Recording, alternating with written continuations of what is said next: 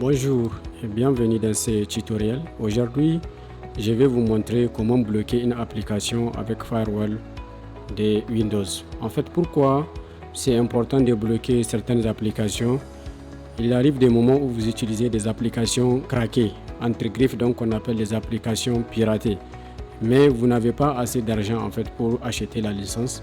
Donc vous utilisez ces applications-là à titre personnel, donc pas professionnel.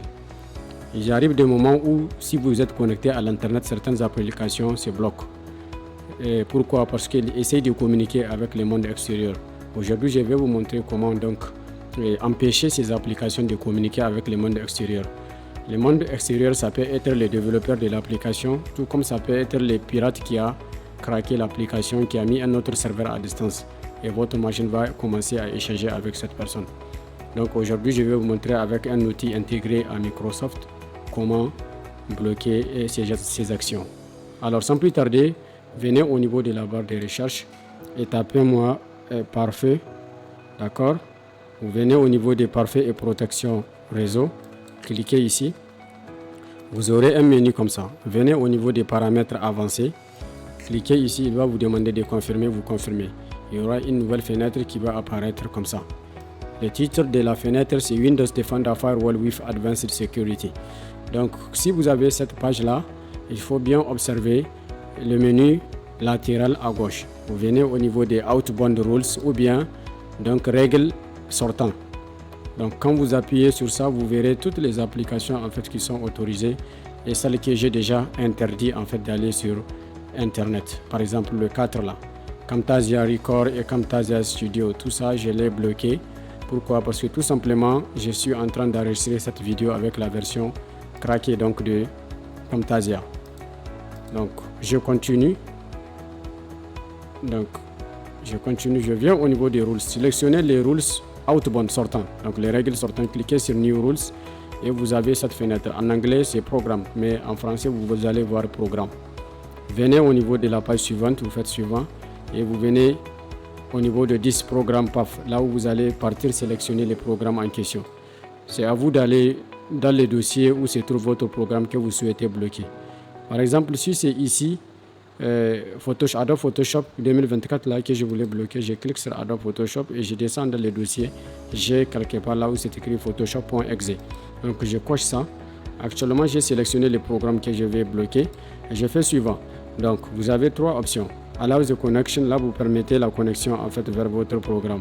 Allow the connection if it is secure, là vous autorisez uniquement lorsque le lien est sécurisé. Mais nous allons prendre block the connection parce que nous, ce qui nous intéresse, que en fait il n'y aura pas de connexion sortante pour cette application là. Parce que c'est grâce à ça que Adobe, la société Adobe essaie de bloquer mon application. Bon, l'application que j'ai téléchargée. Donc je fais next. Et ici, vous allez laisser tout ça à cocher, domaine, private, public. Vous faites suivant et là, c'est la dernière étape là où vous allez mettre un nom à cette règle-là. Par exemple, je dis Photoshop 2024. Donc, je viens ici, je donne une description. J'utilise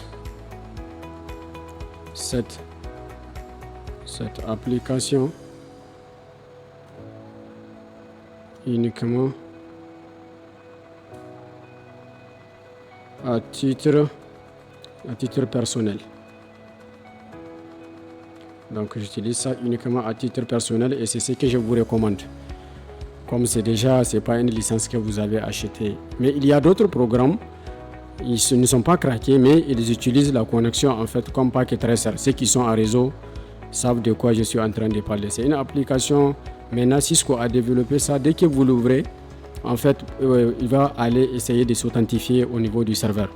Donc, chaque 3 mois, tu es obligé de te connecter au moins une fois à ton compte pour qu'il te laisse travailler avec Packet Tracer.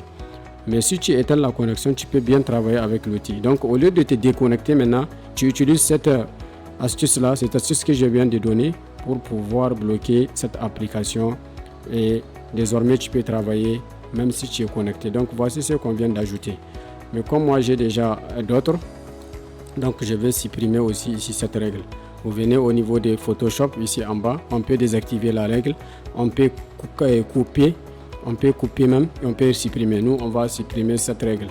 Donc, vous avez vu, actuellement, je suis connecté à cause de cette règle de Photoshop. Je peux travailler avec Photoshop sans aucun problème. Si jamais vous avez un autre logiciel et que vous voulez les bloquer, vous n'arrivez pas, n'hésitez pas à me le dire en commentaire. Et merci et à bientôt.